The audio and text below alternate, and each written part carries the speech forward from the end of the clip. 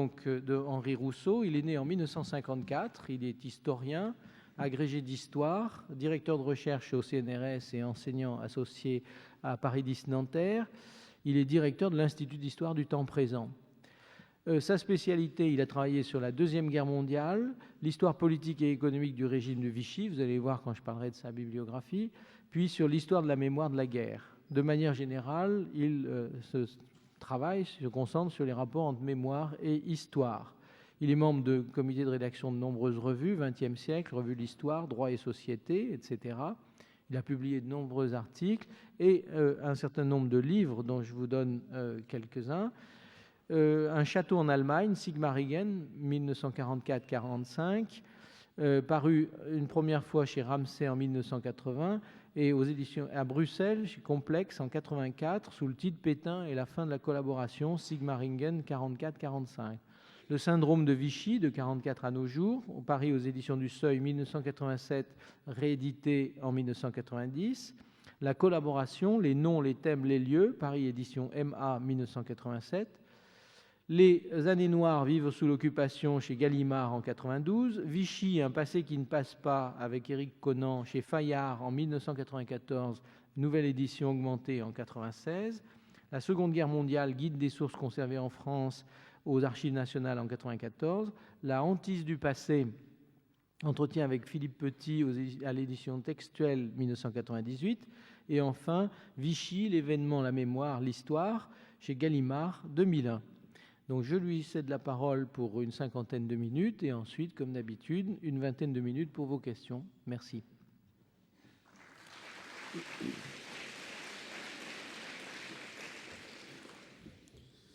Merci. Mesdames, Messieurs, bonsoir. C'est vrai qu'il me revient le privilège de clore cette série de conférences sur la guerre d'Algérie par un thème qui est aujourd'hui classique dans l'historiographie, la mémoire de l'événement, c'est-à-dire l'étude de sa postérité dans l'imaginaire collectif, l'évolution successive, donc depuis 1962, depuis la fin de la guerre d'Algérie, des représentations collectives que cet événement a suscitées. C'est un privilège redoutable parce qu'à la fois le sujet reste un sujet extrêmement vif dans la mémoire et le sujet que je vais traiter aujourd'hui n'a pas de point terminal. On pourrait aussi bien considérer que cette conférence fait partie du sujet que je vais traiter. Redoutable aussi parce qu'en ce qui me concerne, j'ai surtout travaillé sur la période de la Seconde Guerre mondiale.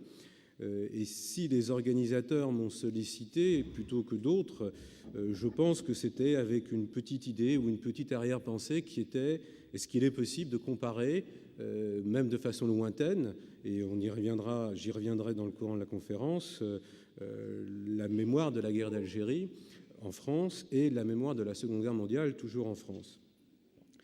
Alors, c'est une constante chez les historiens depuis maintenant une vingtaine ou une trentaine d'années, en particulier dans l'étude des guerres, la Première, la Deuxième Guerre mondiale ou la guerre d'Algérie, et de manière générale dans l'étude des événements traumatiques contemporains, je m'en tiens ici comme exemple au XXe siècle, que de considérer que ces événements ne finissent pas, que ces passés ne passent pas, pour reprendre une formule qui a fait un peu fortune, ce qui est la définition même d'un traumatisme.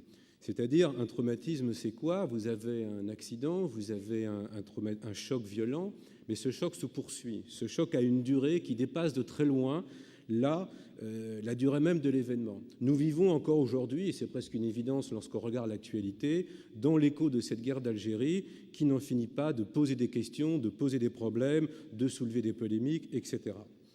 Ce qui veut dire pour l'historien qu'il a une tâche qui est un peu différente que celle qui consiste à analyser l'histoire de l'événement, ce qui a été fait dans les conférences précédentes. Il doit se pencher sur un autre problème, un peu différent, un peu plus difficile, qui consiste à mettre en évidence une autre histoire, non pas l'histoire de l'événement, mais l'histoire de la mémoire de cet événement, c'est-à-dire, encore une fois, la manière dont cet événement, depuis 1962 en ce qui concerne la guerre d'Algérie, jusqu'à aujourd'hui, s'est perpétué dans la conscience collective, a été représenté, a été parfois instrumentalisé, a donné lieu à des représentations concurrentes, parfois divergentes, parfois diamétralement opposées. On le verra évidemment en ce qui concerne la guerre d'Algérie. En premier lieu, je ne voudrais pas vous fatiguer avec des définitions ou avec de la théorie, mais le mot mémoire est un mot valise, comme on dit, c'est-à-dire vous ne pouvez pas ouvrir aujourd'hui un journal qui vous parle du passé sans qu'on évoque le mot mémoire, et au bout de 3 minutes de lecture, on se demande mais qu'est-ce que ça veut dire exactement la mémoire et de quoi parle-t-on? Alors, sans faire un grand cours théorique, mais pour éviter quand même les malentendus qui sont nombreux lorsqu'on parle de la guerre d'Algérie, de la mémoire de la guerre d'Algérie, et surtout parce que l'on abuse, à mon avis, énormément de mots dont on a parfois perdu le sens, mémoire, oubli, refoulement, tabou. Tabou, c'est le mot qu'on emploie peut-être le plus lorsqu'on parle aujourd'hui de la guerre d'Algérie. J'aimerais très rapidement donner quelques définitions préalables, ne serait-ce que pour vous permettre de comprendre mon point de vue. La mémoire, qu'est-ce que c'est? Très simplement, c'est la présence du passé, c'est le présent du passé. Ce qui est important à retenir dans cette définition, c'est qu'elle est, comme le dit le proverbe, plus fille de son temps que fille de son père. C'est-à-dire, pour comprendre l'état d'une mémoire, pour comprendre par exemple comment la guerre d'Algérie continue aujourd'hui de vivre dans notre conscience, il faut bien sûr faire référence à l'événement lui-même, qui en est à l'origine, donc au passé, mais il faut aussi s'interroger sur notre présent, s'interroger pourquoi on commémore la guerre, on ne la commémore pas de telle ou telle manière. Pour comprendre la mémoire, il faut donc combiner 2 types de critères qui sont à mon avis très importants. L'événement lui-même, donc son histoire, il faut connaître son histoire bien entendu, mais le contexte dans lequel il s'est développé depuis 1962. Donc en fait, l'histoire de la mémoire de la guerre d'Algérie, pour le dire de façon assez simple, c'est une histoire qui porte sur les 30 ou 40 dernières années, qui ne porte pas encore une fois sur la guerre elle-même. L'histoire, on fait toujours la distinction, à mon avis, de manière un peu trop tranchée entre la mémoire et l'histoire. L'histoire, c'est-à-dire celle des historiens, le discours que tiennent les historiens, discours à vocation savante, du moins on le suppose et on l'espère, est une des modalités de cette présence du passé. L'historien n'a aucun privilège. Tous ceux qui ont parlé, par exemple, dans cette série de conférences sur l'événement lui-même, sur la guerre d'Algérie, avaient bien entendu une connaissance indirecte de l'événement, une connaissance historienne acquise par les témoignages, par les archives, par les enquêtes, mais qui, du point de vue d'une hiérarchie morale, par exemple, dans la société, n'a aucune prééminence par rapport à des souvenirs personnels, par rapport à ce que les uns et les autres, pour ceux qui ont vécu cette période, ou même qui ont pu en être directement affectés, et qui en ont évidemment une certaine représentation qui a autant de valeur que celle d'un historien. Et pourtant, on fait toujours la distinction entre mémoire et histoire, et il est très important de comprendre cette distinction pour comprendre ce que signifie un sujet comme la guerre d'Algérie dans la mémoire des Français. Alors, puisque je n'ai pas le temps de vous faire un cours théorique, et surtout parce que ça vous lasserait, je vous propose, ce que j'ai fait plusieurs fois avec des étudiants, de retenir une formule qui vaut ce qu'elle vaut, mais qui montre bien à la fois la différence et la complémentarité. La mémoire, c'est « je me souviens », et l'histoire, c'est « il était une fois ». La mémoire, c'est « je me souviens » parce qu'elle parle le souvenir, elle parle au présent, et elle parle surtout à la première personne. L'un des gros problèmes que l'on a lorsqu'on parle de la guerre d'Algérie, lorsque l'on parle d'ailleurs en général de la mémoire d'un événement, c'est de faire le rapport entre des mémoires individuelles, des expériences individuelles, un vécu individuel avec un récit collectif qu'il s'agit de déterminer et qui pose toujours problème parce qu'un récit collectif se doit ou prétend avoir une part de consensus minimal. Donc je me souviens d'un côté, s'il y a une part de subjectivité, mais ce qui n'est en rien péjoratif, et de l'autre côté, l'histoire, c'est quoi? C'est « il était une fois ». Elle parle au passé, elle prétend restituer la vérité du passé, elle est un récit qui se prétend, qui a une certaine manière, une certaine neutralité. Mais les deux choses sont tout à fait liées. Encore une fois, l'histoire des historiens, est une des manières par laquelle le présent, l'histoire, se manifeste dans notre présent. Ce que je dis, moi, aujourd'hui, sur la guerre d'Algérie, ce qu'ont dit les conférenciers précédents, encore une fois, existe dans l'espace public au même titre que les films, que les romans, que, encore une fois, les souvenirs des uns et des autres. Troisième notion, très rapidement, la mémoire collective. Alors, la mémoire collective agite beaucoup les historiens, les sociologues, commencent à agiter un peu les philosophes depuis quelques années. C'est un concept, c'est une convention de langage. Elle désigne la manière dont un groupe donné se remémore le passé et l'inscrit ou ne l'inscrit pas dans son présent. Quand on parle de mémoire collective, ça implique par définition qu'il faille repérer quel est ce collectif, quel est ce groupe dont on parle. Et on va voir que pour la guerre d'Algérie, il est extrêmement difficile de considérer qu'il y a une mémoire collective, au sens où il n'y aurait qu'une seule représentation de cet événement qui prévalerait. Le gros problème est au contraire d'arriver à démêler les antagonistes dans la représentation du passé. Mais il faut également, pour qu'il y ait mémoire collective, il faut qu'il y ait un espace public, il faut qu'il y ait une expression de cette mémoire. Il faut que la prise de parole, puisqu'on parle beaucoup de prise de parole depuis quelque temps à propos de la guerre d'Algérie, j'y reviendrai, les gens commencent à parler, les anciens appelés commencent à parler, mais encore faut-il que cette parole, pour qu'elle ait un sens du point de vue de la mémoire collective, soit publique. Pourquoi je dis ça? Parce que souvent, quand on dit la guerre d'Algérie est un sujet tabou, même l'Histoire, qui organise ses conférences, dans son dernier numéro, sans mythe ni tabou. C'est vraiment le terme. Mais le tabou, en général, il doit être analysé à deux niveaux. Il peut y avoir un tabou collectif, c'est-à-dire qu'il peut y avoir un silence, une absence, un refus de parler de l'événement de la guerre d'Algérie sur le plan collectif, en particulier sur le plan officiel, j'y reviendrai, mais il n'est pas du tout sûr que ceci accompagne une occultation, un oubli, un refus sur le plan individuel. Parfois, c'est le cas. Mais lorsqu'on parle de mémoire collective, il y a une grande ambiguïté. Dire, par exemple, qui est un des topos aujourd'hui, on a fait silence sur cette guerre, ce qui est évidemment en grande partie vrai pendant 30 ans, ne signifie pas que pendant 30 ans ou pendant 40 ans, tous ceux qui ont vécu cette guerre, qui ont souffert de cette guerre ou qui en ont été marqués, ont oublié complètement ce qui s'est passé, n'en ont jamais parlé entre eux, n'ont jamais transmis dans leur environnement, et je pense notamment à la transmission familiale qui est quand même capitale, ce qu'ils avaient vécu. Donc il y a toujours une ambiguïté lorsqu'on parle de mémoire collective, et il faut bien faire attention à chaque fois de préciser de quoi il s'agit. Alors, les mémoires collectives dont on parle le plus souvent, et c'est ce dont je vais parler aujourd'hui, c'est d'abord la mémoire nationale, qui implique une prise de position de l'État dans l'organisation des souvenirs. C'est la mémoire de groupes particuliers, c'est très important en ce qui concerne la guerre d'Algérie, puisqu'il y a eu des expériences qui ont été extrêmement différentes de groupes constitués qui ont joué un rôle très important dans la constitution d'une mémoire collective de la guerre. Et enfin, les mémoires individuelles, encore une fois, nées de l'expérience des individus et qui ne rencontrent pas toujours la mémoire collective ou qui même refusent de rencontrer ce qu'on appelle vulgairement, ou le sens commun appelle, la mémoire collective. J'étais un peu abstrait pour simplement préciser un petit peu les choses et qu'on garde en mémoire un minimum de rigueur dans les définitions. Je voudrais enchaîner sur une deuxième remarque générale, mais pour entrer dans le cœur du sujet.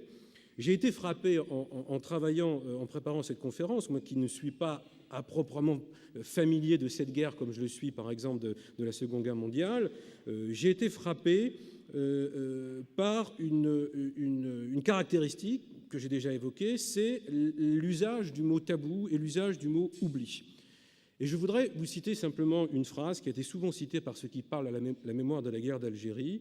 Elle est de Pierre Nora, un historien connu pour avoir travaillé notamment sur la mémoire, qui a écrit les lieux de mémoire, et qui a écrit à propos de l'Algérie, qu'il a connu évidemment et de près. Il a cette phrase qui me paraît très importante et intéressante. « Dès que fermaient les portes de la guerre, tout le monde a voulu oublier, du moins tout le monde a fait semblant. » De cette phrase, on retient en général tout le monde a voulu oublier. C'est l'oubli, c'est-à-dire, encore une fois, on n'a pas parlé de la guerre, on l'a caché, on l'a occulté. Mais cette remarque incidente, on a fait semblant, ça veut dire quoi? Ça veut dire que le faire semblant implique un effort, implique une fiction, implique quelque chose qui n'est pas tout à fait vrai. Il y a un oubli, encore une fois, sur la place publique, mais qu'en est-il lorsqu'on creuse un peu en profondeur? Alors, ce qui, moi, m'a frappé personnellement en travaillant encore une fois sur ce sujet, ce n'est pas tellement la question de l'oubli sur laquelle je vais revenir dans ma chronologie, mais c'est trois autres choses que je vais très rapidement développer. Le premier, qui est plutôt de l'ordre de la psychologie, enfin j'emploie le terme avec un peu de précaution, si l'on regarde les témoignages, les prises de parole, notamment récentes et publiques, par exemple des anciens appelés, ou par exemple des gens qui ont été victimes de la torture, ou par exemple d'autres catégories, c'est plutôt quelque chose qui relève d'un ressentiment. Et quand j'emploie ce terme, je ne mets aucun jugement de valeur derrière.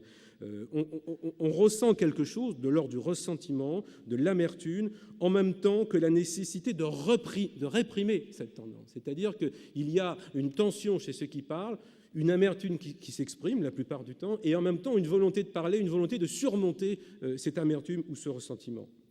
Si on l'observe d'un tout autre point de vue, du point de vue de l'événement historique et de la façon dont il est aujourd'hui interprété, pour avoir une des clés d'interprétation possible des interprétations divergentes, des représentations divergentes, ce qui m'apparaît, c'est que la guerre d'Algérie, dans la mémoire, est prise, et d'ailleurs dans l'événement lui-même, a été prise tout entière dans une dialectique que l'on commence à connaître et à pratiquer depuis fort longtemps, qui est celle de la guerre juste ou de la guerre injuste.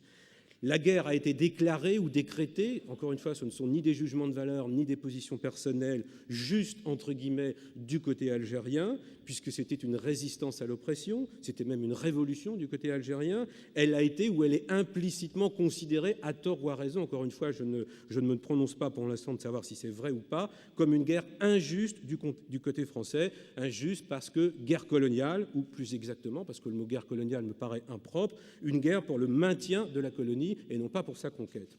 Mais lorsqu'on parle de guerre, ici, de guerre juste et injuste, ce qui est très important, puisque toute une partie du débat aujourd'hui sur la guerre d'Algérie, sur les responsabilités, sur la question de la torture, sur la question de la légitimité d'un certain nombre d'engagements, est prise tout entière dans cette notion de guerre juste ou injuste. S'il s'agit d'une guerre juste, alors beaucoup de choses sont permises. Si c'est une guerre injuste, alors beaucoup de choses sont à rejeter.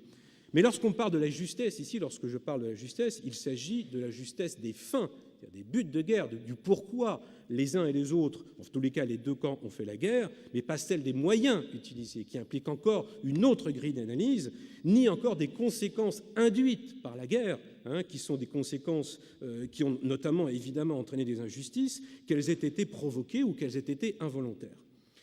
Et lorsqu'on dit ça, donc ce hiatus entre d'un côté une guerre juste, de l'autre une guerre injuste, la différence entre des fins qui peuvent être justes et des moyens qui peuvent être totalement injustes, on voit déjà qu'une réconciliation complète entre les parties en présence est pratiquement impossible, en tous les cas à ce jour, à ma connaissance, et en observant les choses comme vous, je ne la vois pas, ce qui explique déjà une des caractéristiques qui a été relevée par la plupart des observateurs qui ont travaillé sur la mémoire de cette guerre, c'est qu'il n'existe pas de mémoire nationale de la guerre d'Algérie, au sens d'une mémoire unifiée qui aurait, par une série de commémorations, par une série de célébrations, par une série de dispositifs politiques, donné une sorte de vision, on peut dire officielle, mais le terme a quelque chose de péjoratif, mais disons unitaire, acceptée plus ou moins par l'ensemble de la communauté, toujours au prix d'une fiction et de quelques mensonges pieux.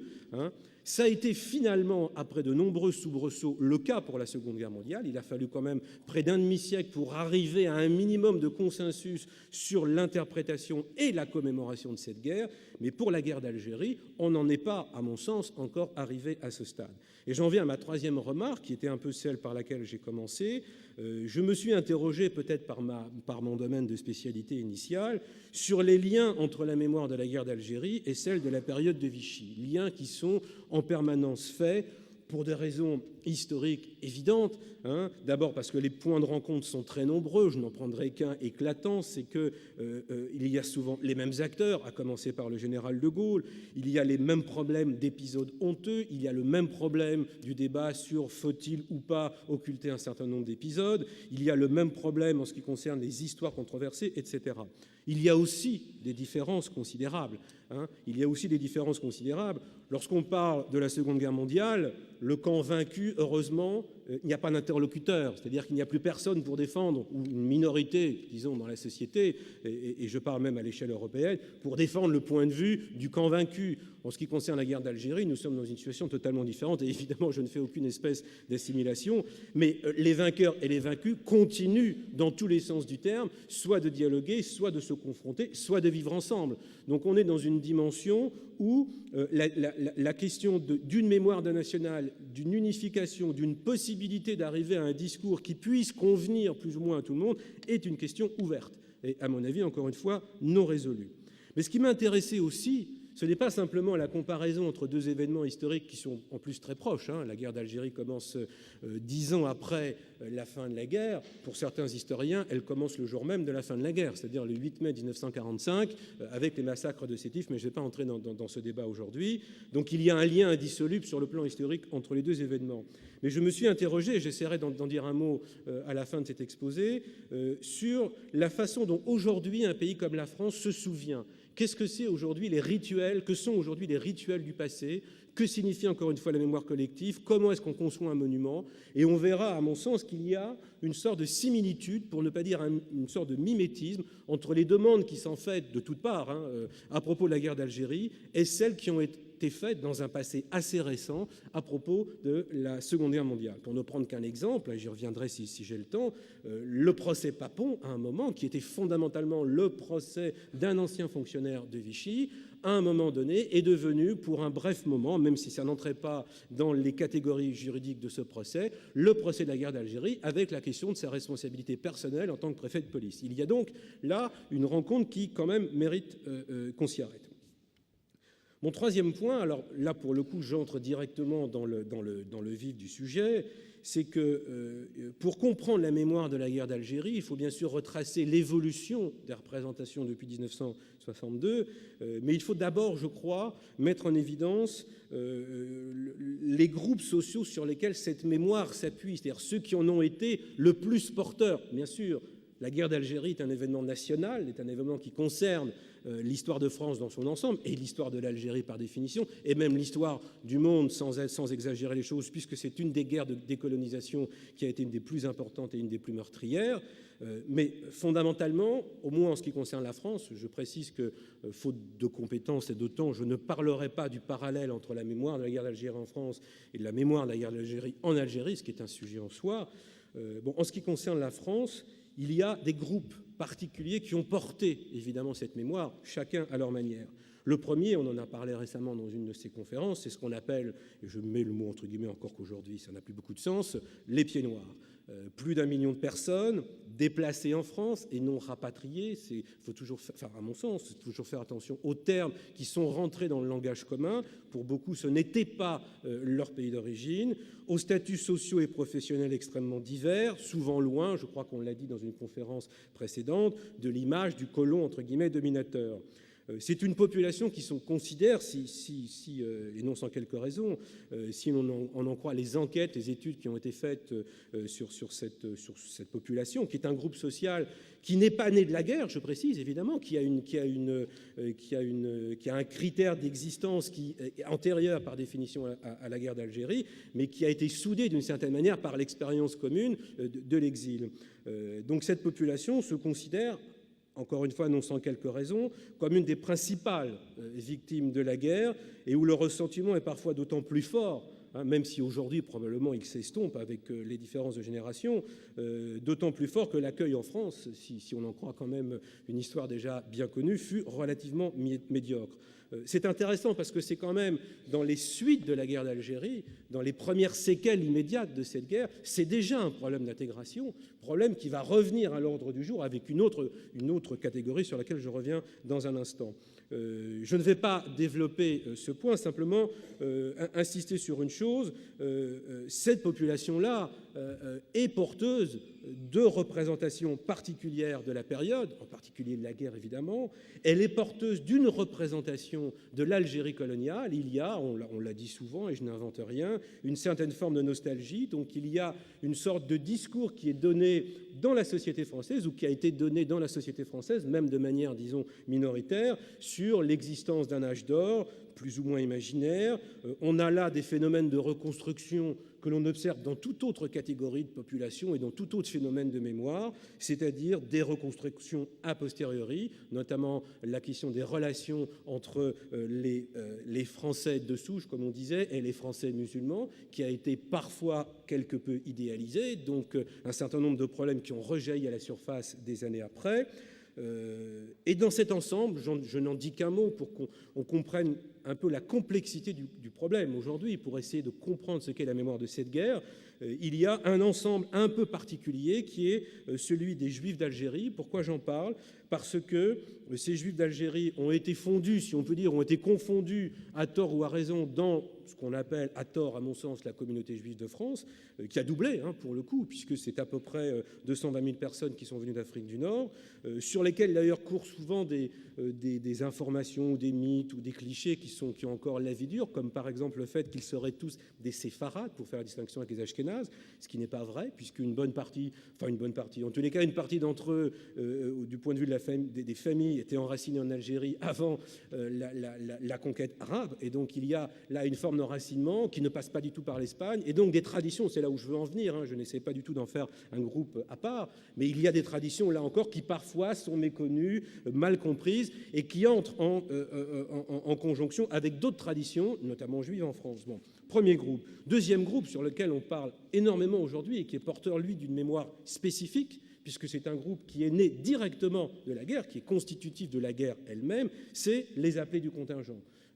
On en a, je crois, pas mal parlé. Si j'en crois les chiffres, parce qu'il y a eu beaucoup de querelles de chiffres, on en est aujourd'hui à des chiffres qui donnent, pour les appelés qui ont fait leur service militaire en partie ou en totalité en Algérie, environ 1,2 million personnes, et dont la durée moyenne de service à peu près a été de l'ordre de 2 ans.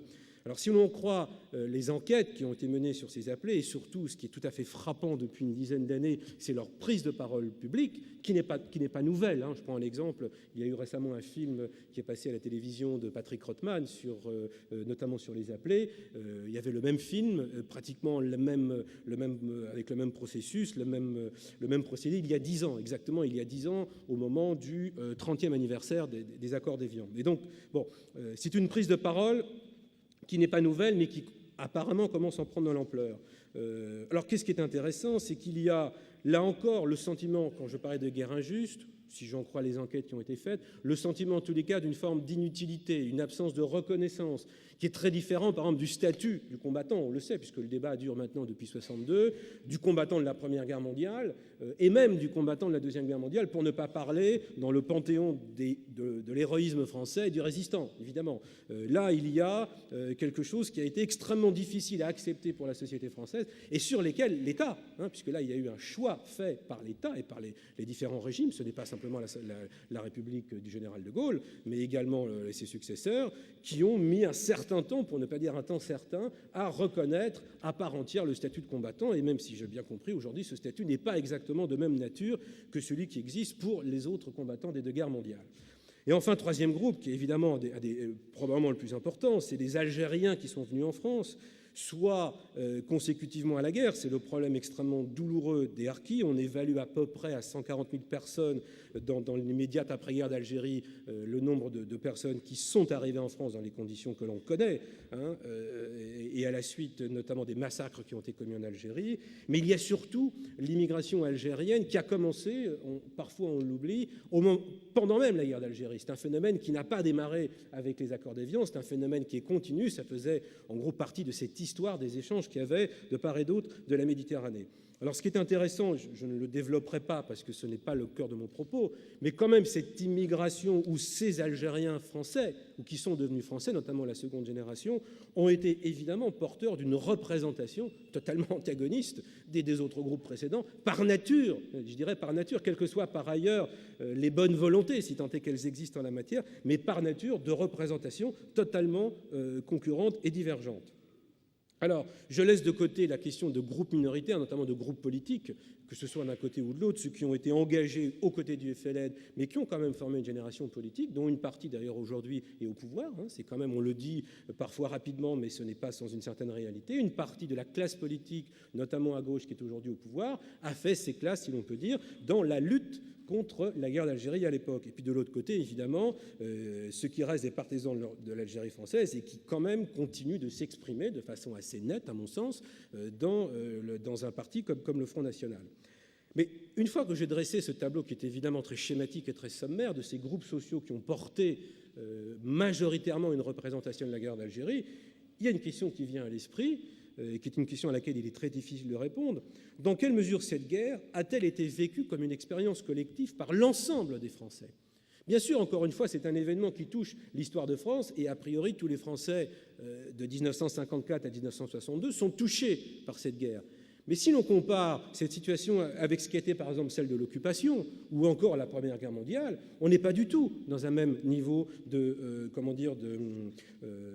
du fait de se sentir concerné par cette guerre.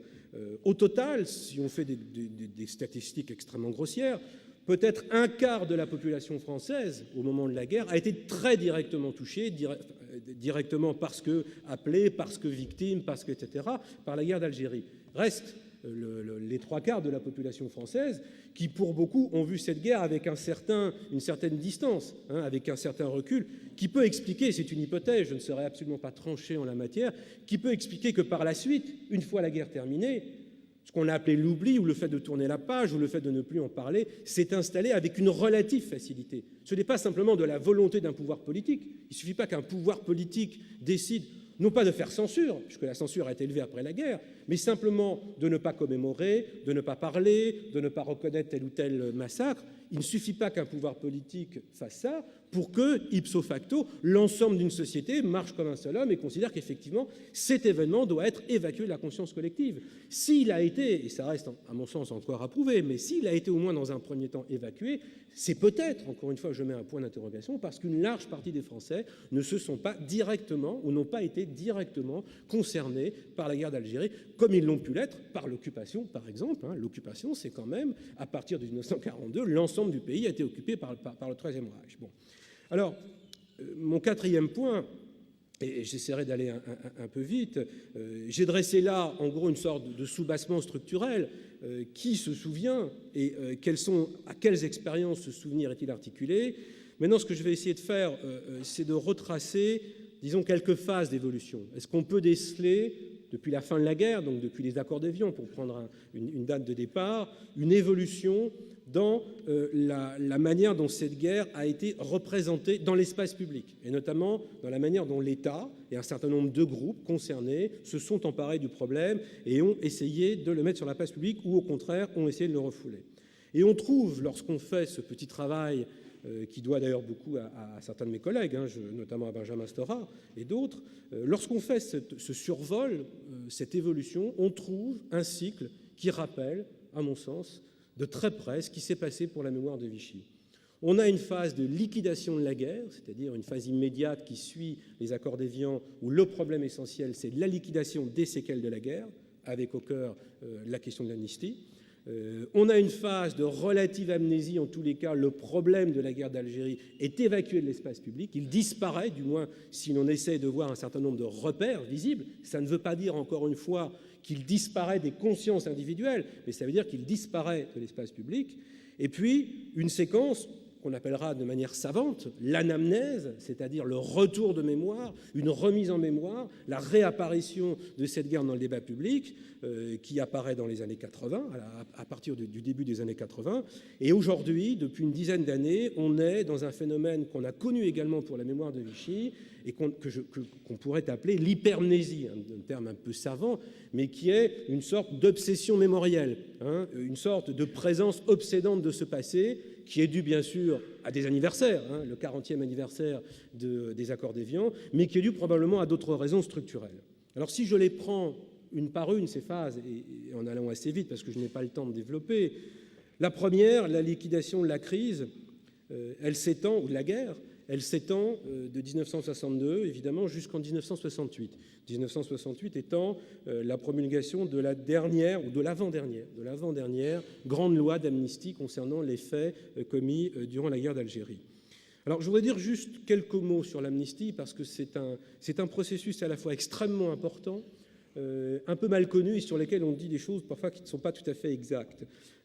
D'abord, la question de l'amnistie est classique, en France, en tous les cas, dans l'histoire de France, après toute crise profonde interne. Les grandes amnisties dans l'histoire de France, il y en a essentiellement trois, enfin, pour schématiquement.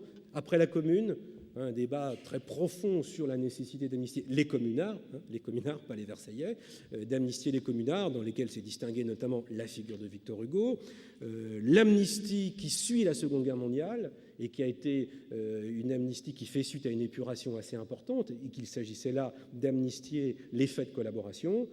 Et alors, vous remarquerez d'ailleurs que dans ces deux cas, c'est un camp qui est visé. Encore une fois, je ne fais pas de jugement de valeur ni hiérarchie, mais c'est toujours un camp. Là, on amnistie toujours un camp, fondamentalement, puisque c'est au fond les vainqueurs, dans une sorte de guerre civile, qui offrent ou acceptent l'amnistie pour ceux qui ont été vaincus.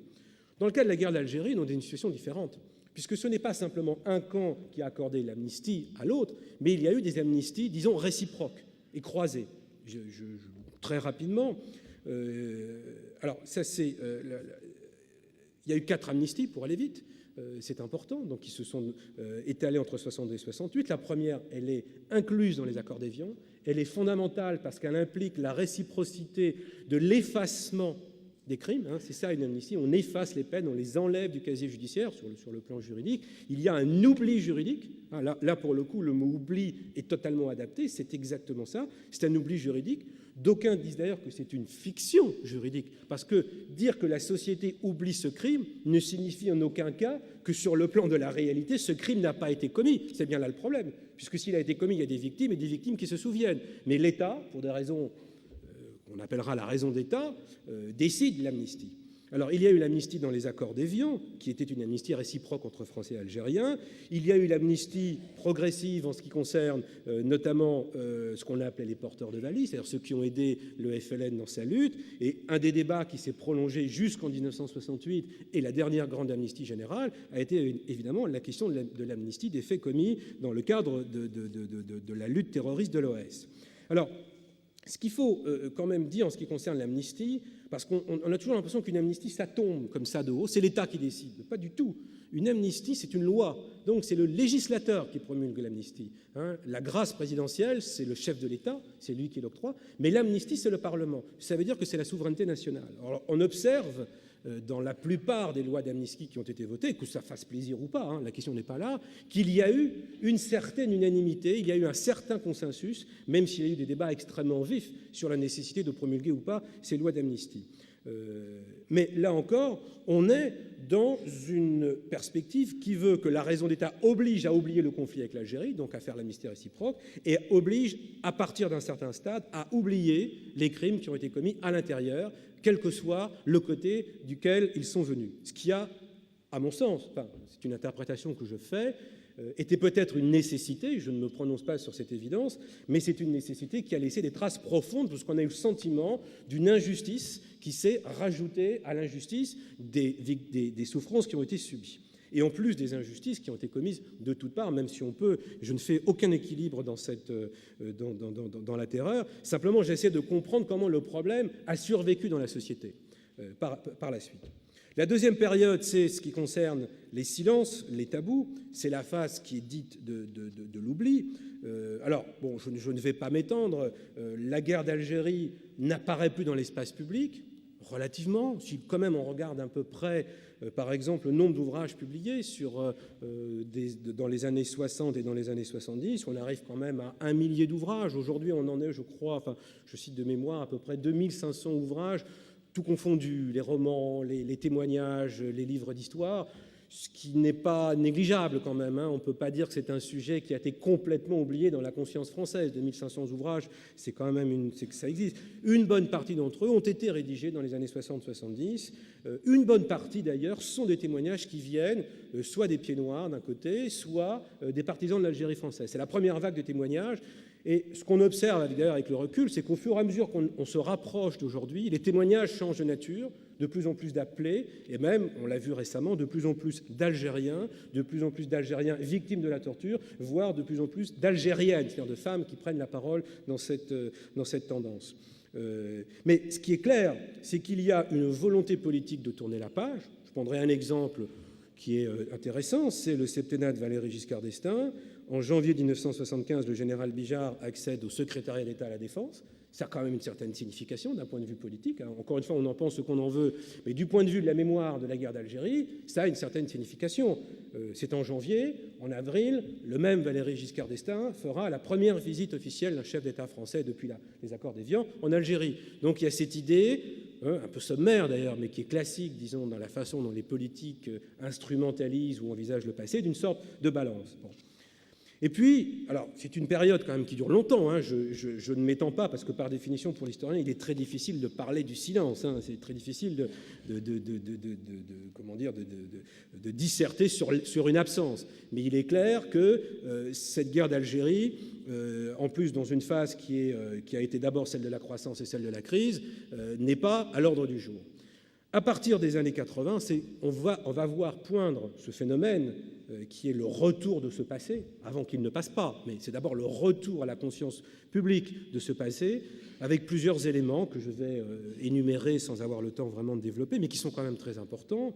Le premier, c'est l'arrivée de la gauche au pouvoir en 1981, qui va changer un certain nombre de choses. D'abord parce que une bonne partie de cette gauche, en tout cas une partie de cette gauche, encore une fois, a vécu la guerre d'Algérie et notamment dans le combat contre le colonialisme, et elle est dirigée par un homme qui a été un des principaux acteurs de la guerre d'Algérie, pas toujours exactement dans le même sens d'ailleurs, ce qui va poser, on le sait, quelques petits problèmes, et notamment la dernière loi d'amnistie, celle qui a fait couler le plus d'encre, qui est de 1982, qui n'était pas d'ailleurs à proprement parler une loi d'amnistie, puisque c'était plutôt une loi qui a prévu la réinsertion d'un certain nombre de fonctionnaires, militaires, policiers, gendarmes, etc., qui avaient été condamnés pour des faits commis notamment dans le cadre de l'OS.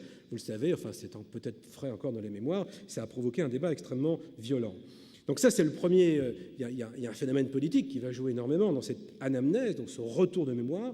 Il y en a un deuxième qui, à mon avis, un phénomène qui est un phénomène extrêmement important, dont j'ai déjà parlé, c'est la prise de conscience progressive derrière le vocable sommaire, et Dieu sait si beaucoup d'encre a coulé là-dessus, vocable sommaire d'immigrés, entre guillemets, une bonne partie de ces immigrés, on le sait, étant tout simplement français, constitue un phénomène social de grande ampleur.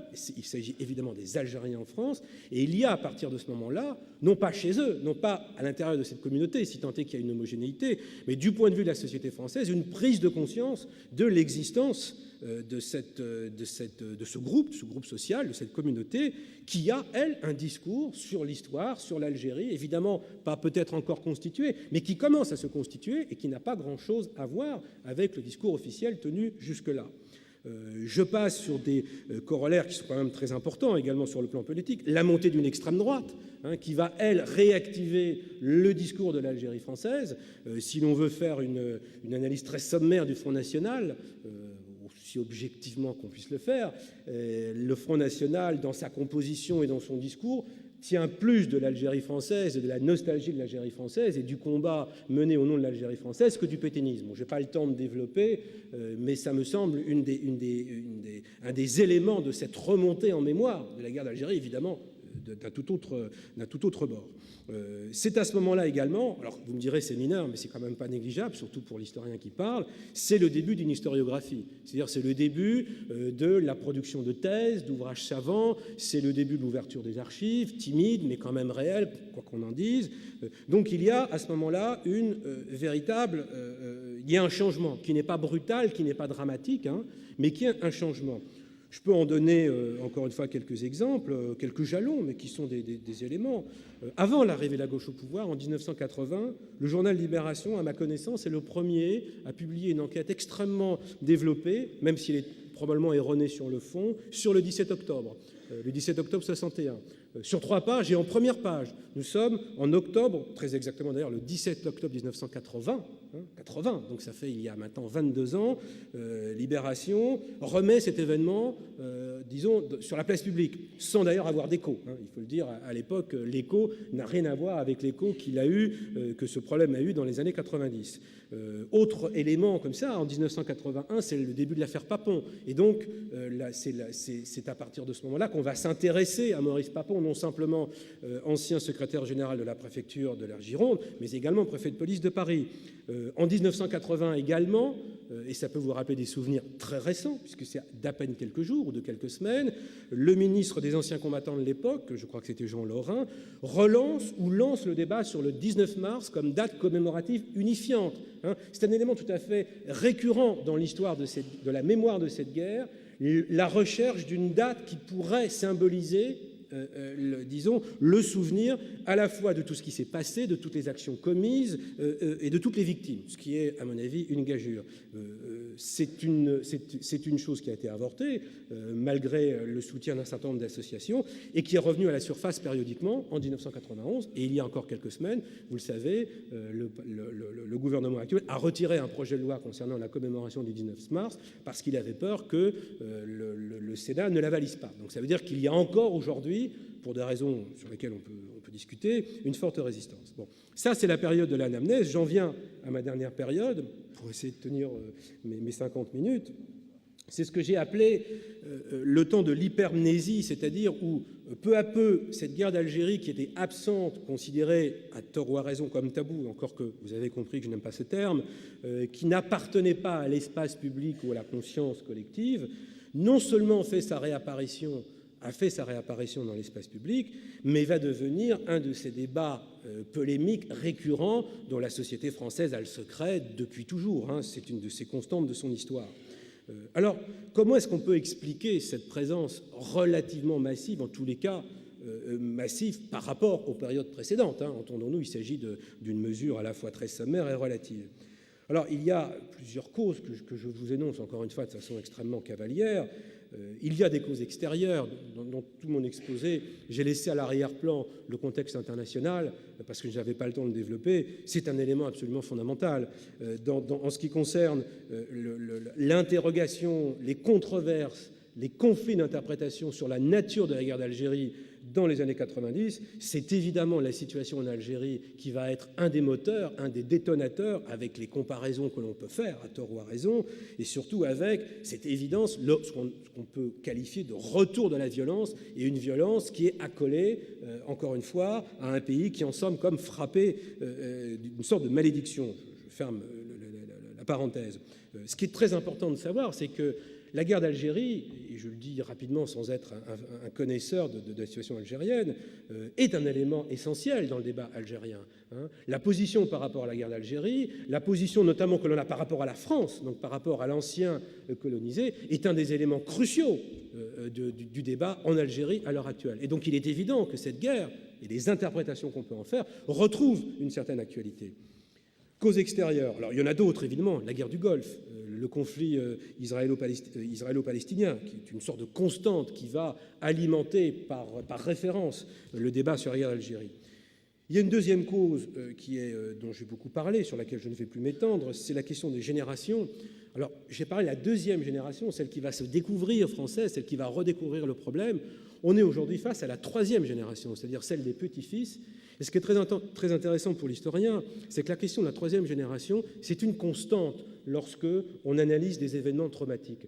On a retrouvé exactement le même phénomène dans la question de la mémoire de la Shoah, où ceux qui ont porté le plus, quelles que soient par ailleurs les modalités avec lesquelles ils l'ont fait, ceux qui ont porté le plus le combat sur la mémoire de la Shoah, souvent avec une certaine agressivité, une certaine pugnacité, une certaine forme de revendication, émanent de la troisième génération. Il y a un phénomène, d'ailleurs, que les anthropologues connaissent, qui joue dans la troisième génération, qui ne joue pas de la même manière dans la première et dans la deuxième. Bon. Et puis, il y a un troisième élément, et c'est ce que j'avais annoncé en introduction, sur lequel je vais dire quelques mots, et que je viens d'évoquer, c'est le parallèle qu'on peut faire dans les années 90 entre la façon dont la guerre d'Algérie est remémorée dans l'espace public, avec un certain excès parfois, et ce qui s'est passé pour la mémoire de Vichy. Alors là, ce que je voudrais faire, ce n'est pas comparer le fond du problème, ce n'est pas essayer de faire une sorte de comparaison historique entre Vichy et l'Algérie. Nous sommes devant deux situations historiques qui sont difficilement comparables, mais je voudrais m'attacher à ce que j'appellerais les modalités, une sorte d'anthropologie de la façon dont la société française se comporte à l'égard de son passé. Ce que j'ai appelé, d'un mot un peu savant, le paradigme de la mémoire de la Shoah.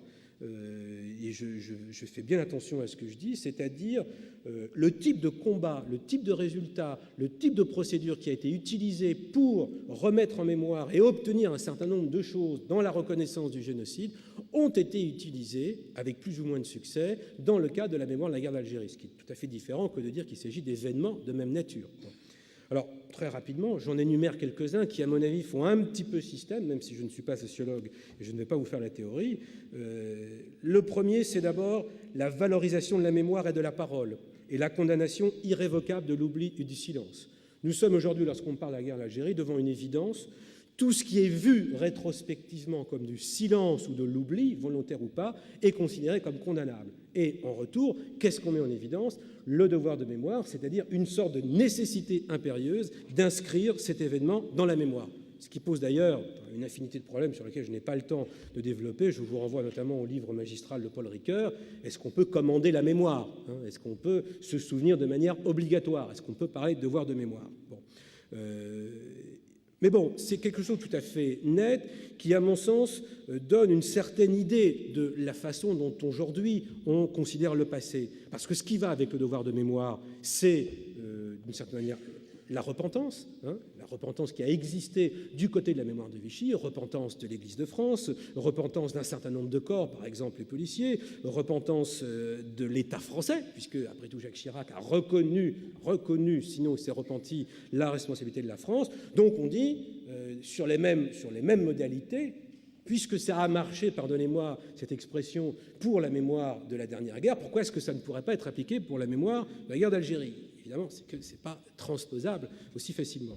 La deuxième chose, c'est la valorisation des témoignages, qui est très important, c'est-à-dire, bien sûr, les témoignages ont toujours existé, témoignages écrits, témoignages oraux, mais il y a, on l'observe aujourd'hui dans les sociétés développées par rapport au passé, ce qui est mis en scène, c'est moins, par exemple, la parole des historiens, c'est moins le récit élaboré, structuré, c'est moins, disons, l'analyse que le témoignage, que quelque chose qui est de l'ordre du vécu, de l'expérience directe dont on a le sentiment que parce qu'il y a témoignage, elle est directement transmise à ceux qui l'écoutent.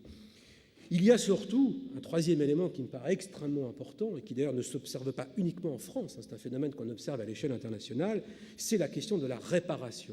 Aujourd'hui, lorsqu'on parle d'épisodes traumatiques de l'histoire, on ne dit pas simplement « il faut en prendre conscience, il faut qu'il soit dans la conscience collective, il faut en parler ». Non, on dit plus « il faut réparer ».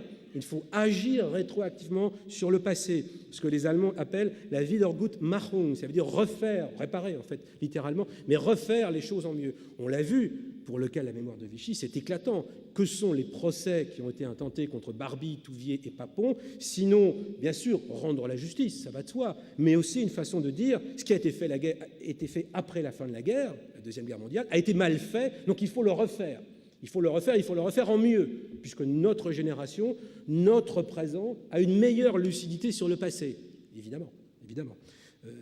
Alors, cette réparation en ce qui concerne la guerre d'Algérie, elle est réelle, puisque les demandes se sont multipliées dans les années 90, accélération des indemnisations et reconnaissance, notamment en ce qui concerne les combattants, érection d'un monument national aux morts d'Algérie, y compris les civils, ce qui est une nouveauté dans la liturgie des guerres, c'est-à-dire qu'on commémore à la fois les morts civiles et les morts militaires. En 1996, c'est à Paris, à la butte du Chapeau Rouge, plaque sur le 17 octobre, mais qui est une initiative municipale et non nationale, donc qui commémore le 17 octobre 61. Débat sur lesquels je n'ai pas le temps de m'étendre sur la requalification de la guerre par le Parlement. Vous savez qu'en 1999, le Parlement a pris, par une décision législative, c'est un acte fort quand même, a déclaré la guerre d'Algérie, c'est-à-dire a dit rétrospectivement ce qu'on appelait les événements étaient une guerre. Bon.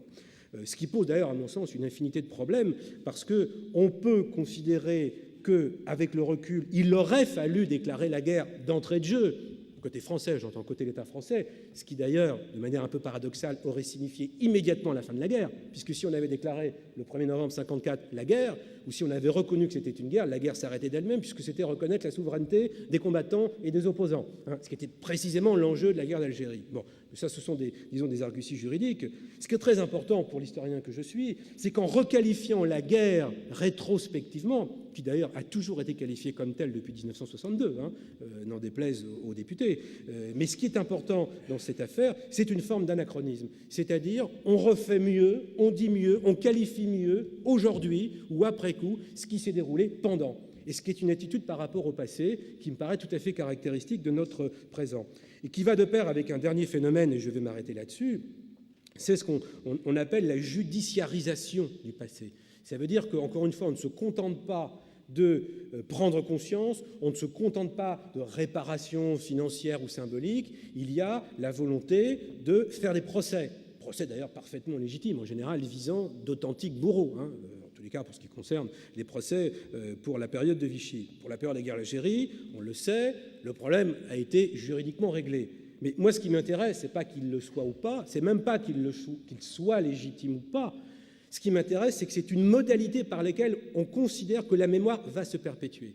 Le combat autour des procès, de faire par exemple des procès pour crimes contre l'humanité au sujet de la torture, ce qui est juridiquement impossible et même sur le fond me paraît invraisemblable, puisque la torture est par définition le crime de guerre, c'est vraiment le crime de guerre par définition, la volonté d'en faire un crime contre l'humanité, le recours au Parlement pour qualifier la guerre, encore une fois c'est un acte législatif, mais donc c'est un acte juridique.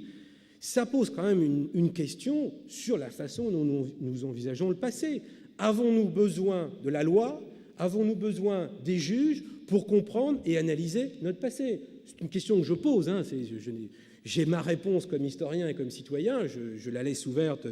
Mais encore une fois, ce qui m'intéresse, c'est cette forme de judiciarisation du passé, qui est une sorte de mimétisme par rapport à ce qui s'est passé sur la mémoire de Vichy, mais qui est un phénomène international.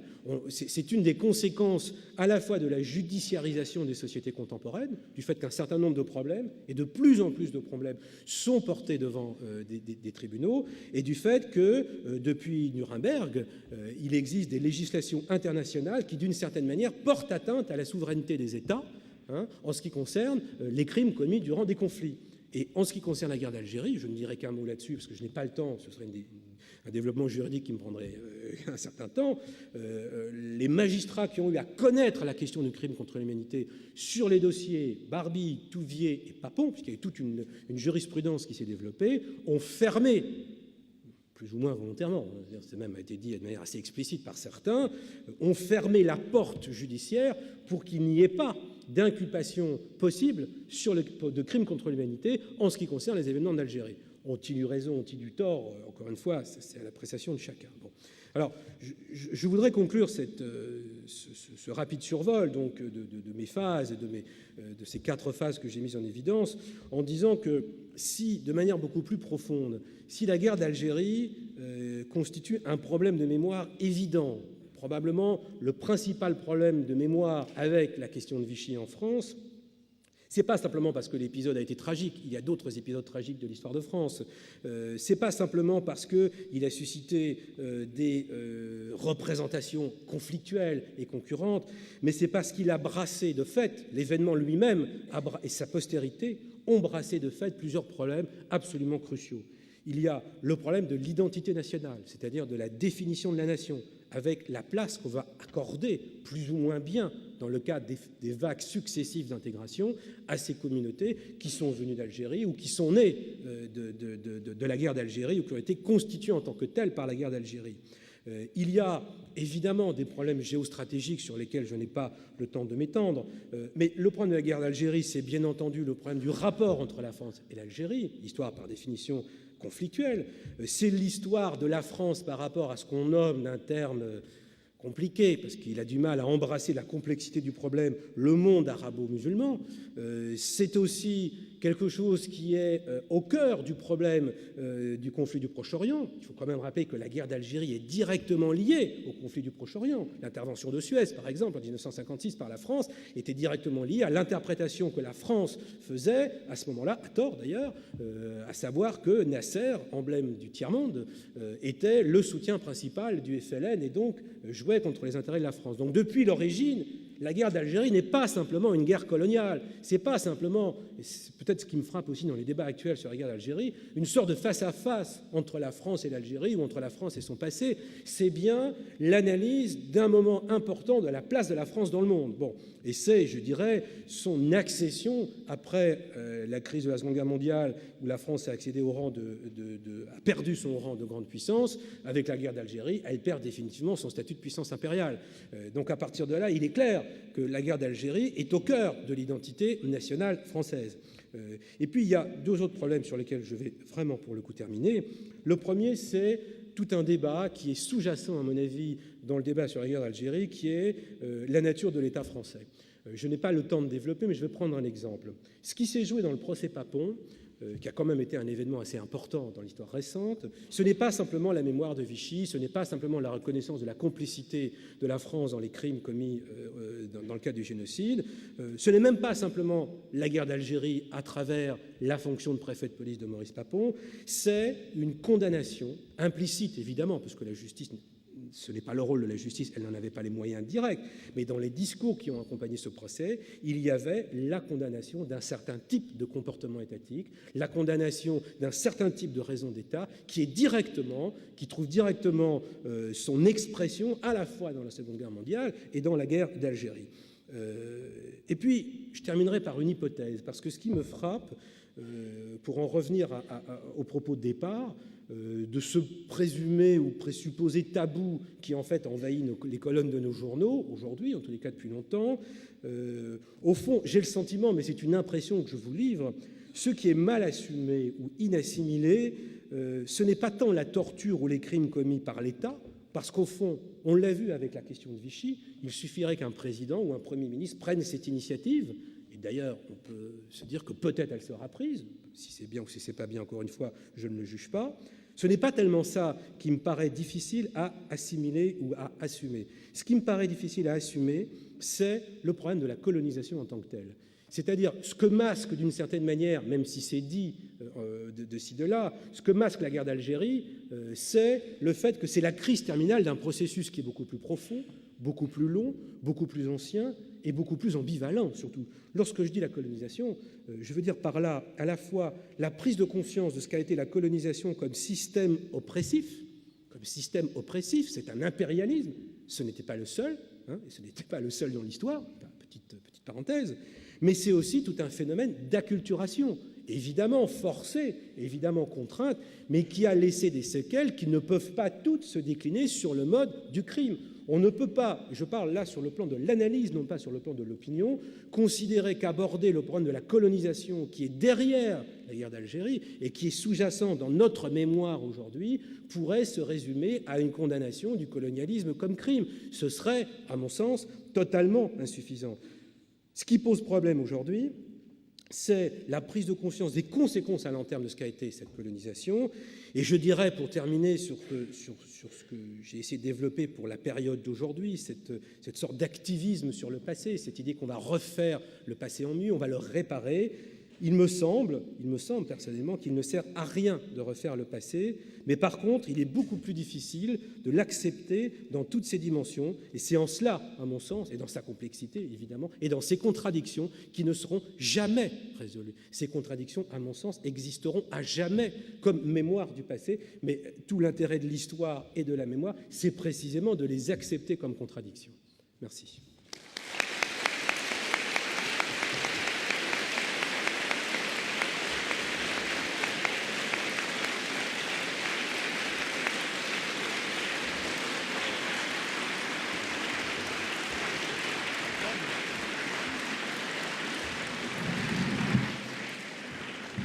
Alors, nous passons aux questions. Tout de suite ici. Ici, si vous voulez bien regarder pour le micro, vous avez quelqu'un là, juste ici. Ici, devant, monsieur. Je vais vous le passer. D'abord, ensuite. Allez-y. Oui, bonsoir. Moi, juste un petit mot. Monsieur Rousseau, vous n'avez pas prononcé que l'Algérie, on est en train de généraliser un tout. C'était 3 départements. Ça, c'est une chose. Et quand vous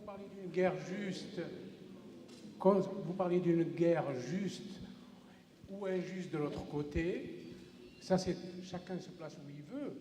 Mais moi, j'aimerais juste, vous qui connaissez un peu l'histoire, vous l'avez apprise peut-être, qu'est-ce que ça a donné les accords d'Évian et quelle a été la finalité des accords d'Évian?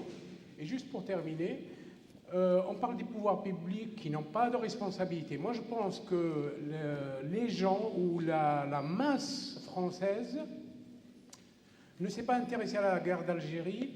Vous l'aviez bien dit, il y avait 25% en gros parce qu'ils avaient soit un fils, soit un cousin, soit ci, soit ça, où ils étaient concernés directement. Et tout le reste, on voyait ça de loin, comme aujourd'hui, sans dramatiser, la Corse. Qui connaît l'histoire de la Corse? Non, même... Non, mais j'exagère. N'élaborons pas sur la Corse. Allez à votre question. Je finis. Alors, moi, j'aimerais bien juste savoir quelle a été la finalité des accords d'Évian et pourquoi ne pas impliquer les pouvoirs publics. Tout s'arrête là, en définitive. Quand vous parlez des médias ou autres, je suis désolé, c'est les pouvoirs publics qui sont responsables. Et en premier, ils sont merci. Là. Merci.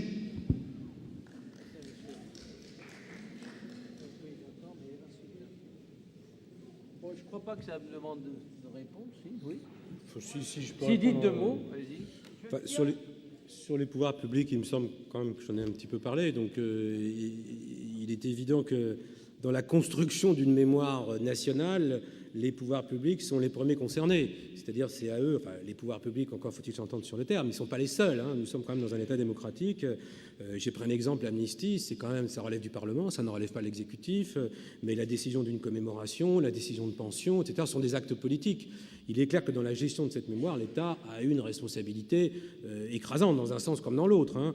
Maintenant, sur la finalité des accords d'Évian, je n'ai pas le temps de vous faire un cours d'histoire, et vous l'avez, je crois, eu dans les conférences précédentes. Elle n'était pas exactement de même nature de part et d'autre des signataires. Le côté de la France, c'était mettre un terme à la guerre qu'on n'appelait pas la guerre, enfin la guerre sans nom, comme on a dit, et à partir de là, entre guillemets, se débarrasser du problème. Du point de vue algérien, c'était la victoire ou la première étape, si j'ai bien compris, d'une révolution. Donc on est là dans deux ordres de grandeur qui sont absolument différents. C'est une victoire riche de promesses pour l'avenir en 62, alors que pour la France, c'est une défaite, clairement une défaite. Enfin, je sais pas, je vois pas qu'est-ce que je pourrais répondre de plus, mais il est clair que mais ça s'observe pour les autres phénomènes historiques. Ce n'est jamais l'accord ou le traité de paix ou le traité d'armistice qui met fin à un conflit qui va conditionner la représentation ultérieure.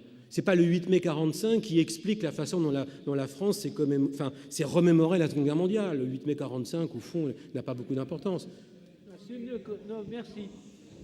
Merci. On passe là-bas. Monsieur, je voudrais vous poser une question plus personnelle. Je voudrais savoir qu'est-ce qui se passe lorsque, en tant que technicien de l'histoire, professeur d'histoire, vous êtes à plusieurs à vous réunir. Est-ce que vous arrivez à un certain consensus sur les hypothèses et conclusions, ou bien est-ce que vous vous heurtez à des oppositions qui vous paraissent pour le moment irréductibles? C'est une vaste question. Écoutez, je vous mentirais en disant que tous les historiens sont d'accord sur l'interprétation de la guerre d'Algérie, c'est évident. C'était même une des choses que je n'ai pas eu le temps de développer. Si je reprends ma comparaison avec la période de Vichy, et contrairement aux apparences d'ailleurs, sur la période de Vichy, il y a très peu de querelles d'historiens, très peu. C'est-à-dire qu'il y a des querelles techniques, il y a des querelles de chiffres. Bon, ça, à la limite, ce n'est pas, c'est ce que vous appelez la technique de l'histoire. Mais il n'y a pas de querelle fondamentale qui opposerait deux systèmes de représentation totalement antagonistes. Il y a un certain consensus aujourd'hui, à la fois parmi les historiens et je crois dans le public, dans l'opinion, pour aborder cette période. En ce qui concerne la guerre d'Algérie, pas du tout, puisque par définition, il y a, selon le point de vue dans lequel on se place, il y a une interprétation qui va faire de l'autre soit un criminel, soit un autre avec lequel on a eu un certain nombre de problèmes quand même relativement graves, etc. Et le rôle de l'historien, c'est pas de prendre parti, de savoir si, par exemple, c'est le point de vue de l'histoire officielle algérienne qui prévaut sur l'interprétation de la guerre d'Algérie, ou si c'est celui des Pieds Noirs, ou si c'est celui des anciens de l'OS, ou je ne sais quoi. C'est d'essayer de comprendre ces interprétations et de fournir par ailleurs un certain nombre d'éléments incontestables. Mais c'est précisément le type d'événements sur lesquels les éléments incontestables sont très difficiles à établir. Je n'en prendrai qu'un, et là encore on trouve la même chose pour les deux guerres mondiales, un bilan des victimes de tous côtés, de tous bords, de toutes catégories, qui soit relativement fiable, avec des fourchettes d'erreur de moins de 5%. C'est aujourd'hui impossible si j'en crois les spécialistes. Monsieur, puisque vous aviez demandé la parole tout de suite. Alors, ce que je tiens quand même à faire, remercier l'ensemble des conférences, parce que savoir que pour des gens qui, comme moi, ont fait la guerre d'Algérie, ont été mêlés aux tortures, mêlés, ce qu'on appelle la corvée de bois mort, constitue pour nous une psychothérapie. C'est ce qu'on dit maintenant. Classiquement, on réunit les psychologues parce qu'il y a eu à vivre tel ou tel élément. Moi, il reste quand même un problème qui reste quand même à résoudre. Le peu d'intérêt que l'État français nous a donné à la suite des éléments par rapport aux gens qui ont fait la doctrine, ou ainsi de suite. C'est un premier point. Est-ce qu'on aurait pu éviter cette guerre? C'est un autre point. Est-ce qu'on peut considérer, parce que moi je considère qu'à ma mort, j'ai quand même fait quelques entourloupettes avec l'ennemi, est-ce qu'on pourra un jour ou l'autre se réconcilier? Autrement dit, comme on dit dans la liturgie catholique, quand tu as fait quelque chose à ton frère, avant de porter ton offrande à l'autel, va te réconcilier avec ton frère. Voilà ce que je propose. Non. Bien. Monsieur, oui, là, ici. Et après, on ira là-haut. Allez-y, monsieur. Oui, ma question sera très... Voilà, Ma question sera très courte. Je peux me lever. Ma question sera très courte. Bien qu'elle soit... Une bonne question doit être précédée d'un commentaire. Il n'y en aura aucun, si ce n'est les derniers mots que vous avez dit. Activisme sur l'histoire, désir de refaire l'histoire, réécriture. Alors, je poserai la même question que celle qui a déjà été posée, mais d'une autre façon, avec un mot qui peut paraître un peu une bombe, mais il faut le prendre au sens strict du terme. Est-ce du révisionnisme? Oui, c'est une bonne question. Qu'est-ce qui est du révisionnisme?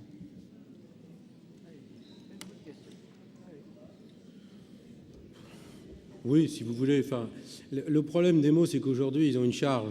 Alors, dès qu'on prend le mot révisionnisme, on pense tout de suite au négationnisme. C'est pour ça que, heureusement, on a changé la qualification, hein, pour parler comme un juge. Mais oui, d'une certaine manière. Mais je ferai quand même la distinction entre deux choses. L'opération historique, bien entendu, est une révision permanente. Enfin, j'énonce là une trivialité, une banalité. Et donc, jusqu'à la fin des temps, des historiens, français ou non français, se pencheront sur la guerre d'Algérie et réviseront constamment qui le bilan, qui les interprétations, etc. C'est pas de ça dont j'ai parlé. J'ai pas parlé de ça.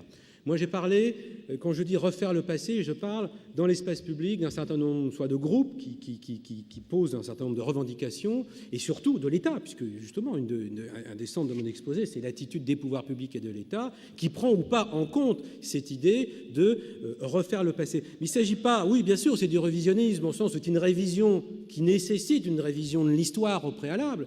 Pour prendre l'exemple qui n'est pas la guerre d'Algérie, mais qui est... ou aussi, restons dans la guerre d'Algérie. Prenons le cas du 17 octobre, qui est extrêmement intéressant. À en croire parfois certains débats, on a le sentiment que la guerre d'Algérie s'est résumée à ce massacre incontestable du 17 octobre, sur lequel d'ailleurs les historiens ne sont pas d'accord, du nombre de morts, etc. Mais le 17 octobre, en tant que date anniversaire, a lui-même une histoire, hein, jusque dans les années 80, et ceux-là même qui aujourd'hui, notamment le Parti communiste ou à l'Humanité, ont fait du 17 octobre une revendication, qui d'ailleurs me semble a priori légitime, mais jusque dans les années 80, n'en parlait pas. Quelle était la commémoration qu'on mettait en avant, et qui d'ailleurs revient d'une certaine manière au goût du jour? C'est Charonne. Enfin, pour des gens qui ont un certain souvenir de ce qui était la commémoration de la répression de l'État contre ceux qui étaient, je dirais, contre la guerre d'Algérie, c'est Charonne, c'est ça l'événement emblématique. C'est depuis une dizaine d'années qu'il y a eu, disons, une sorte de transfert vers le 17 octobre. Alors on pourrait y voir une sorte de justice de l'histoire. C'est vrai, c'est très bien que cet événement-là soit aujourd'hui connu, analysé et voire même identifié par des plaques.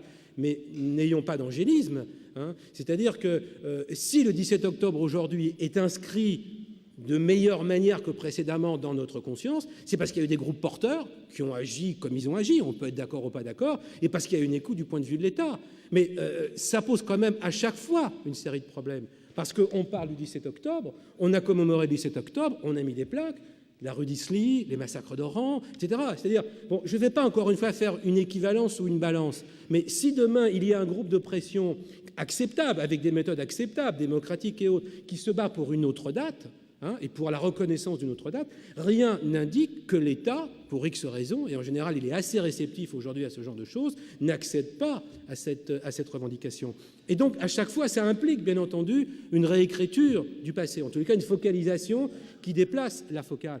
Le rôle des historiens, je dirais d'une certaine manière, c'est de maintenir le cap.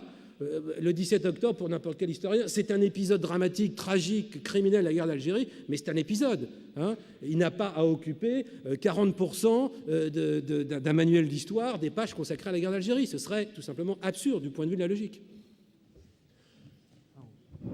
Oui, j'ai particulièrement apprécié votre exposé, et j'ai une question qui concerne la quatrième phase que vous avez signalée, l'hypermnésie. Est-ce que pour expliquer le regain ou l'intérêt actuel par rapport à cette guerre d'Algérie, il n'y a quand même pas, je note quatre points.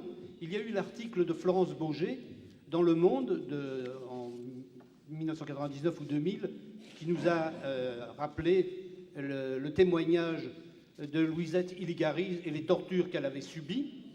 Ensuite, il y a eu, suite à cette révélation, l'appel des 12 appelant justement à cette reconnaissance de ces faits de la torture par la France. Il y a eu, comme vous l'avez longuement signalé, le procès Papon et la révélation du 17 octobre 61.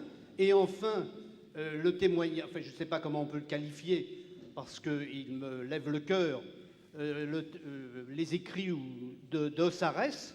Est-ce que ces 4 facteurs n'ont pas contribué? Parce que, comme vous l'avez expliqué, les personnes qui étaient concernées par cette guerre d'Algérie étaient à peu près un quart, si j'ai bien entendu, et 3/4 de la population voyait ça de loin ou n'était pas touchée.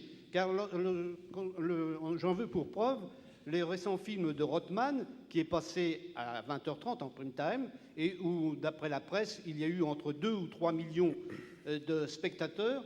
Et certains ignoraient absolument ça, et quand on voit des jeunes qui n'ont pas pu continuer parce qu'ils se disaient « jamais la France n'a pu faire cela ». Et est-ce que ce ne serait pas la prise de conscience par les 3/4 de la France qui n'a pas été témoin ou qui ne s'est pas intéressé à ces choses-là, de dire « il s'est passé des choses en notre nom absolument inqualifiables ».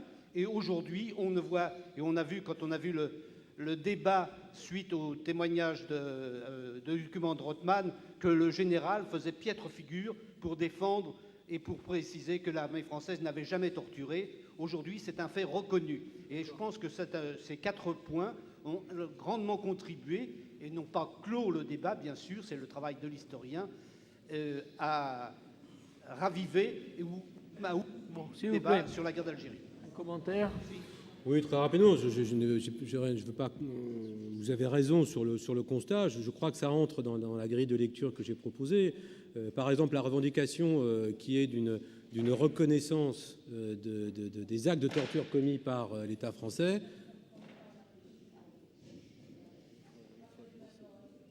Non, s'il vous plaît, madame, vous avez.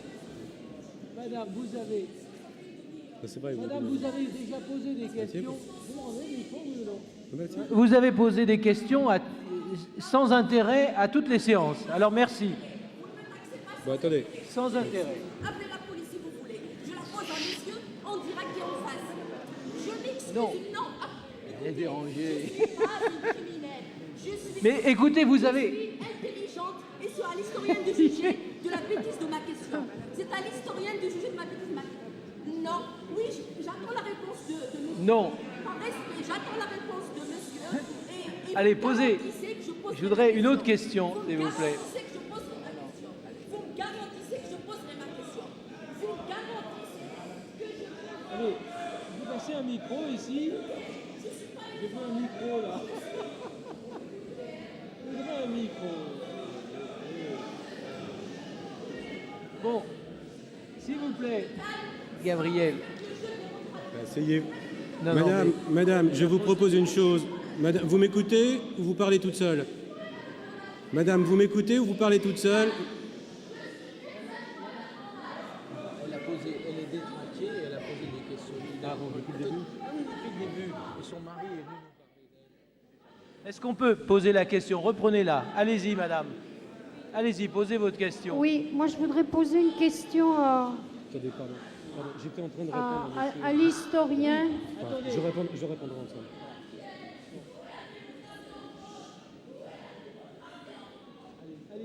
Oui, moi je voudrais poser une question justement entre le je me souviens et il était une fois. Toujours, j'ai envie de reprendre ce que disait le monsieur précédent. Moi, il y a une chose qui m'a beaucoup frappée au moment des films sur les rappelés. Je veux dire, c'est vrai que lorsqu'on dit « je me souviens », il me semble qu'on ait affaire à, disons, une accumulation de souvenirs personnels. Moi, j'avoue qu'au moment de la retransmission de ces témoignages de rappelés, il y a eu un moment où je me suis dit que ce n'était pas que du témoignage, mais que ça devenait presque des preuves historiques, peut-être parce qu'il y avait des chiffres. C'était au moment du témoignage du monsieur qui était jeune au moment de la Villa Souzini, qui nous a donné des chiffres. Il nous a dit il en passait 10 par jour, on n'avait pas de week-end, et on a fait ça pendant des mois.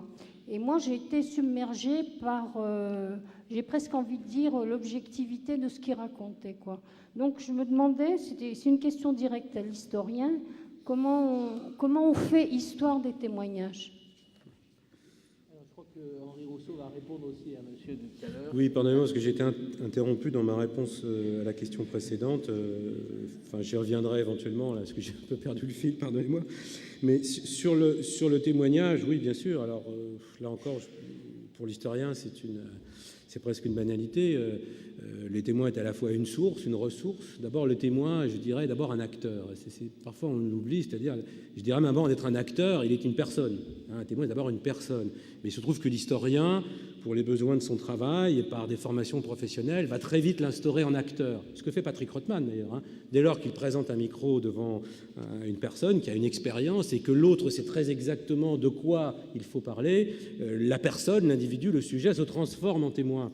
Et à partir de là, c'est là où l'historien doit prendre en compte cette position-là, qui ne signifie en rien que le témoin va mentir, c'est pas du tout ça.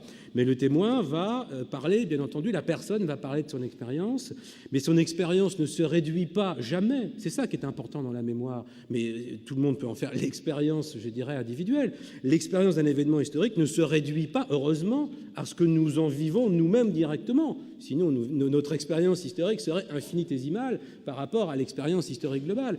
Il y a toujours intégration d'abord de l'expérience des autres, et puis il y a intégration des discours historiques. Pour prendre un exemple qui est très connu des historiens, vous interrogez un témoin, par exemple, sur la présence en Algérie. Vous l'interrogez aujourd'hui, eh bien, vous aurez dans le témoignage du vécu, comme on dit, c'est-à-dire des choses qui sont j'étais à tel endroit, j'ai vécu telle chose, je me souviens de la couleur du ciel, etc. Et puis tout d'un coup, vous aurez des phrases qui vont sortir, qui sont intégralement sorties de livres d'histoire. Et la personne ne le sait pas, évidemment, c'est inconscient. Il y a la restitution d'un discours qui est déjà élaboré. Alors, si l'historien, dans ce témoignage, cherche une plus-value, disons, quelque chose qui est un plus par rapport à ses connaissances, il doit, d'une certaine manière, analyser ça. Mais le témoignage, surtout, et moi j'en ai parlé en l'occurrence ici, non pas comme ressource pour l'historien, mais comme fait social. Comme fait social, ce qui est tout à fait frappant dans les événements traumatiques, mais surtout depuis 10 ans. Ce n'est pas quelque chose qui est systématique, ce n'est pas quelque chose qui a toujours existé. C'est quelque chose qui existe de manière importante et massive aujourd'hui dans les sociétés développées, même dans les autres. C'est, après l'événement traumatique, la prise de parole du témoin. Et même, j'irai beaucoup plus loin, si j'ai une minute, on le voit de façon tout à fait frappante dans le rôle qu'on fait jouer à la justice. Qu'est-ce que c'est la justice ? Par exemple, reprenons le procès Papon. Le procès Touvier et surtout le procès Barbie étaient un peu dans la même logique. Le procès Papon, du point de vue de la justice, du droit, des règles, des normes, c'est la société, à la suite d'une plainte, donc de victime, la société va juger un suspect et va le condamner. C'est la société qui condamne. C'est le peuple français, le jury, etc. Tout ça, on le sait. Bon. Dans le dispositif classique de la justice, quels étaient les acteurs importants ? C'était évidemment les magistrats, et surtout le procureur, qui avait une place importante. Dans les dispositifs de procès de type historique, comme par exemple le procès Papon, ou comme ceux qu'on voudrait faire sur la guerre d'Algérie, à tort ou à raison, pourquoi est-ce qu'on veut les faire ? C'est pas simplement pour condamner, c'est pas pour donner la parole à un procureur, c'est pour donner la parole au témoin. C'est la mise en scène du témoin, et la mise en scène du témoin dans une enceinte judiciaire. Ce phénomène a commencé, on peut le dater très précisément, il y a un livre là-dessus d'Annette Viviorca qui le montre assez bien, on peut le dater du procès Eichmann. C'est un des premiers grands procès qui a une valeur historique, c'est-à-dire qui couvre un phénomène qui touche l'ensemble de l'histoire de l'humanité, qui n'est plus simplement un procès juridique, procès judiciaire, comme le procès de Nuremberg, où le rôle des témoins était relativement peu important, au détriment des pièces d'archives, des preuves matérielles, c'est la mise en scène du témoin.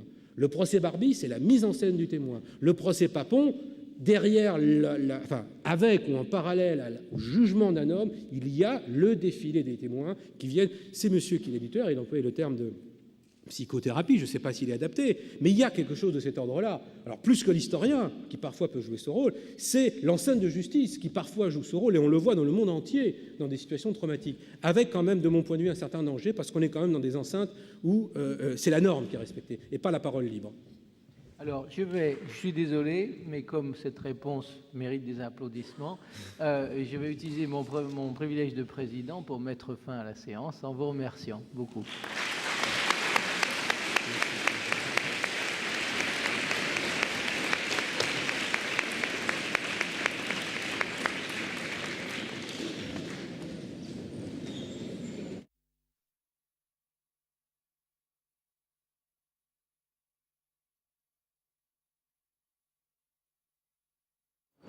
Oui, j'ai oublié de vous annoncer la conférence de jeudi prochain. Donc ce sera le cycle Égalité, Inégalité, Fraternité, et ce sera Rubens Recupero, économiste brésilien, secrétaire général de la Commission des Nations Unies pour le développement, qui donnera l'adresse inaugurale. Merci.